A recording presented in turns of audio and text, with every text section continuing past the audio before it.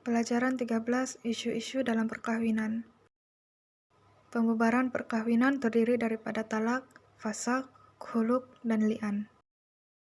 Isu-isu berkaitan dengan perkawinan pula terdiri daripada iddah, rujuk, nusyuz, poligami, hadhanah, dan anak angkat.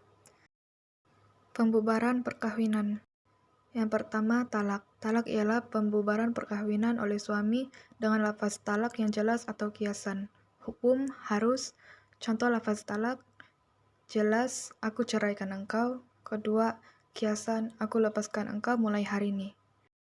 Yang kedua, fasakh, pembubaran perkawinan melalui kuasa hakim dengan sebab-sebab tertentu.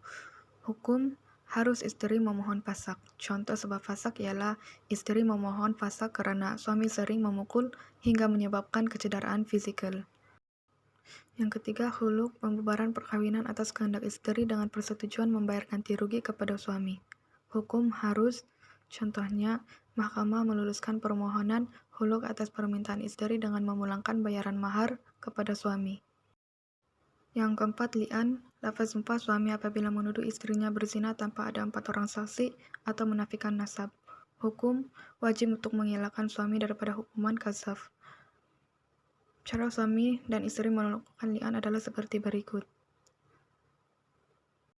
Seterusnya, isu-isu berkaitan dengan perkawinan.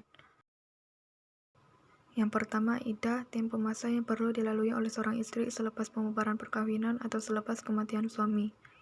Hukum wajib.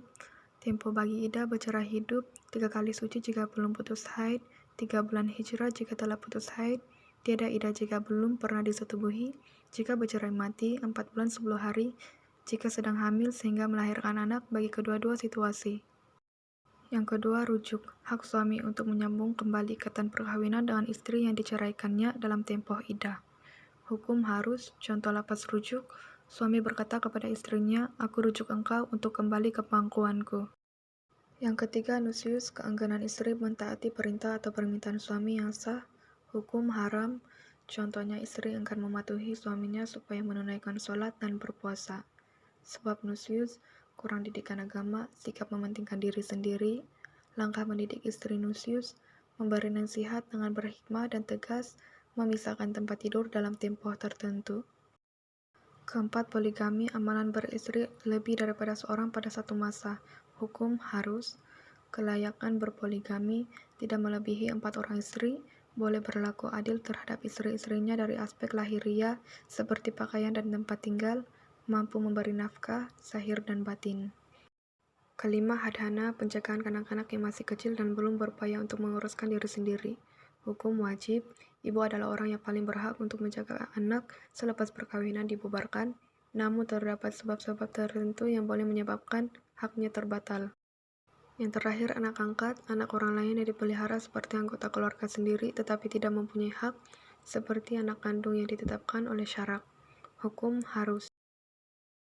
Implikasi perkawinan yang tidak mengikut syariat dan undang-undang Islam. Yang pertama, pasangan boleh didenda jika disabitkan kesalahan berkahwin tidak mengikut saluran yang betul bagi negeri masing-masing. Yang kedua, pasangan terpaksa dipisahkan jika didapati perkawinan tidak sah mengikut hukum syarak. Yang ketiga, istri tidak mempunyai dokumen yang sah untuk membuat sebarang tuntutan seperti hadhanah dan harta pusaka jika berlaku kematian suami. Yang keempat, kesukaran mendaftarkan kelahiran anak untuk mendapatkan sijil kelahiran.